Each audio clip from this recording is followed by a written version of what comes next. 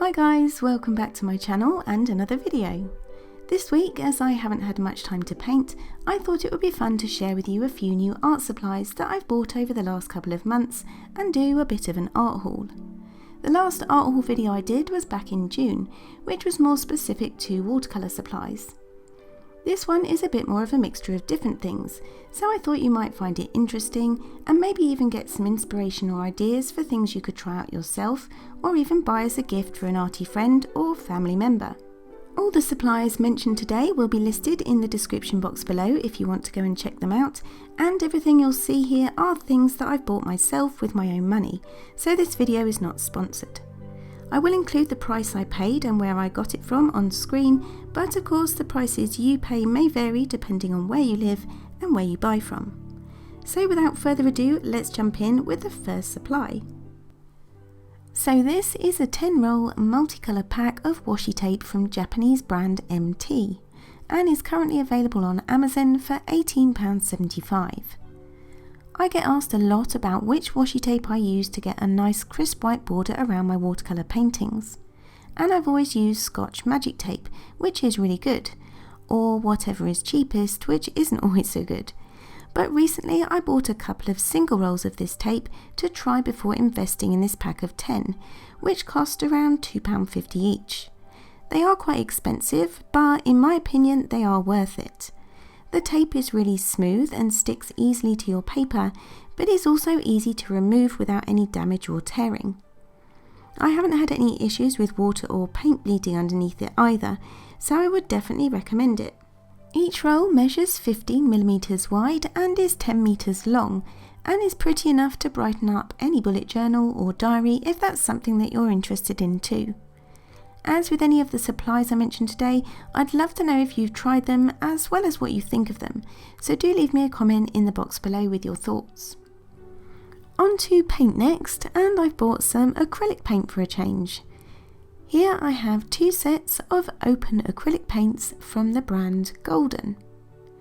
Now if you've been following my channel for a while, you'll probably know that I mostly paint in watercolour, but I have experimented a bit with acrylic paint in the past and painted on both canvas and wood, and I'll link those videos in a card above. I did enjoy painting with acrylic, but as someone who tends to paint quite slowly, I did get frustrated with how quickly the paint dried, which made getting smooth gradients and blends quite difficult. I tried a few different mediums to help slow the drying time, but I didn't get on too well with them, so I haven't used them much since. And then I heard about these slow drying acrylics and thought they might be the answer to my problems. So I have these 2 sets to try, which each contain 6 22mm tubes.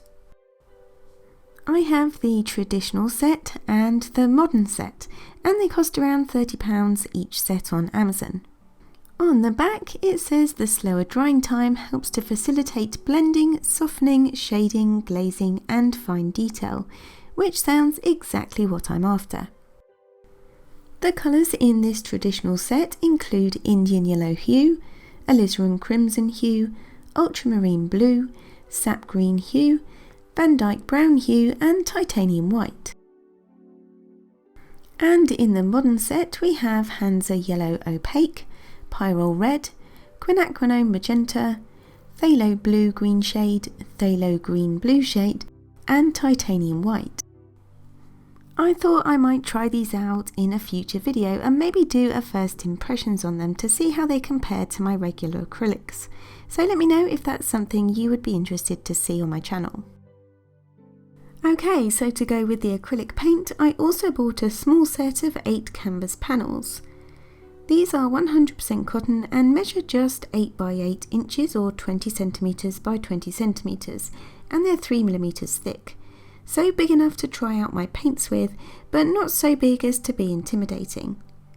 They aren't primed, but at £9.99 for the pack, I thought they weren't too expensive. Art Geo aren't a brand I've used before either, but they do have the FSC approval mark on them, so the wood comes from well-managed forests and I'm sure they'll be okay.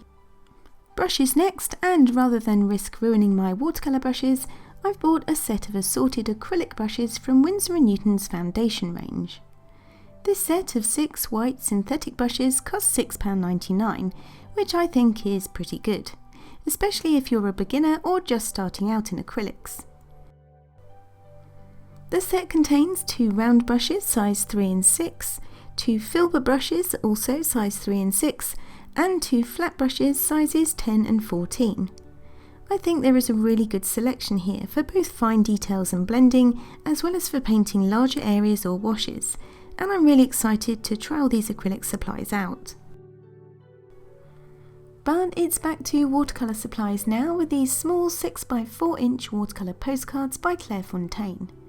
My idea with these was to test out painting some mini landscapes or illustrations and send them out to friends and family who I haven't been able to meet up with recently. They are also the perfect size to pop into your bag and take with you if you like painting outside or on the go, and they are quite a nice little gift idea for budding artists as well. The paper is 100% cotton, cold pressed, 140 pound in weight and acid free, and each of the 25 sheets is secured in a block to prevent buckling and warping when you add water. This block cost me £13.10 on Amazon and at first glance looks to be really good quality. I can't tell if the cards are marked up as postcards on the reverse side as they are all glued down, but I'm not too worried either way. The next paper I've bought is this pink watercolour sketchbook by Rubens. It's A5 in size, cost around £16 on Amazon and contains 20 sheets of 100% cotton paper. This time though, the paper inside is hot pressed, which is not something I would usually use, but it is something I've thought about trying.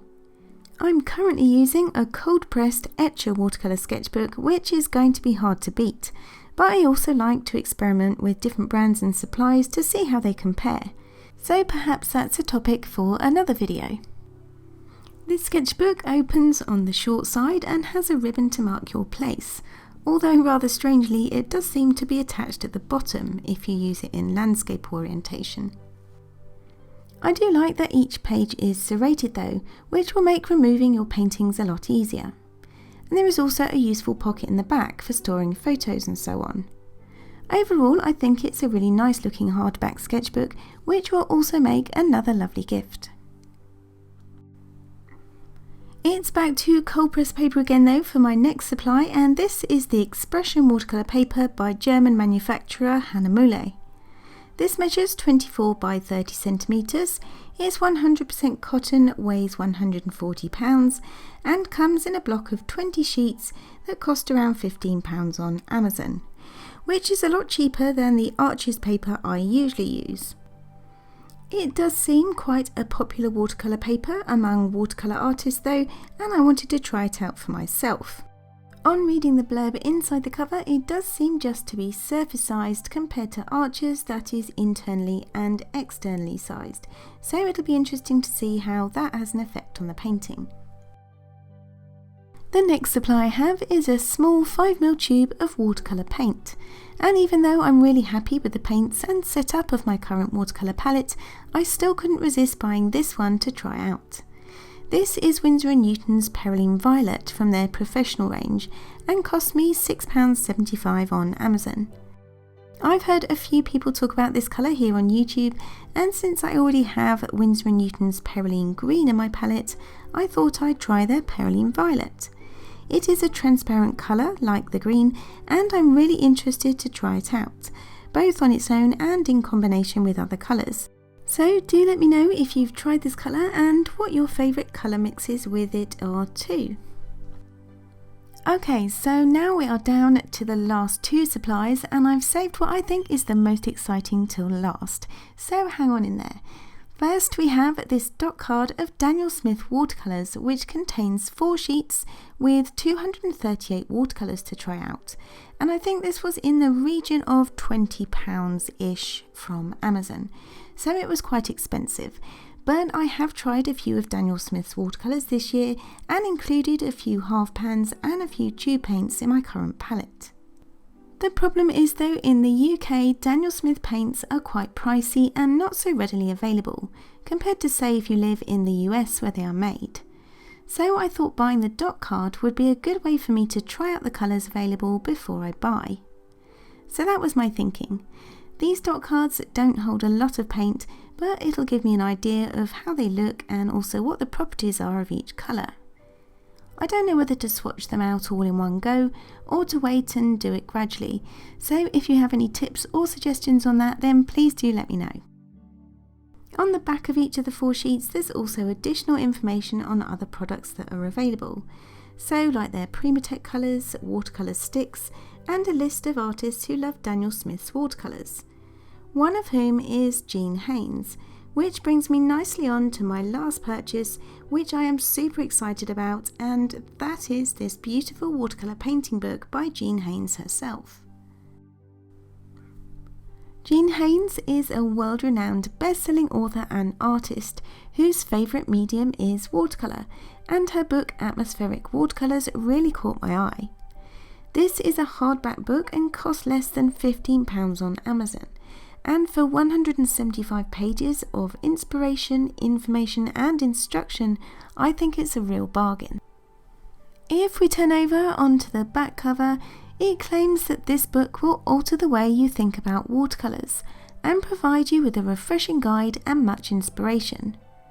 It goes on to say that Jean believes that all of us have the ability to be great artists, and that this book, with its easy to follow exercises and guidance, will help you develop confidence, create beautiful art, or even just loosen up your painting style a bit, which is the very thing that I would like to do.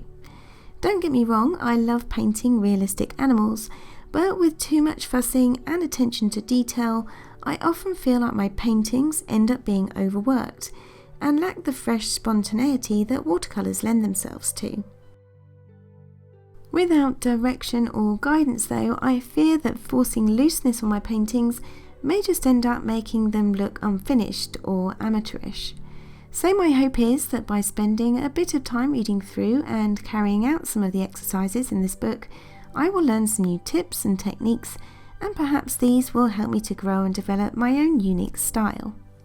I can see this book as having a really positive effect on my creativity, as just flicking through it makes me want to get out my watercolours and start painting. I know you can get a lot from art classes online, but for me there's nothing quite like curling up on a comfy chair under a cosy blanket with a new art book. Maybe that's just me, but let me know if you agree. But that's it for today guys. I hope you enjoyed the video. Please give it a thumbs up if you did, subscribe if you're visiting my channel for the first time, and hit the bell icon to be notified as soon as I upload a new video. As always, thank you so much for watching. Enjoy the rest of your week, take care, and I'll see you all in the next one. Bye!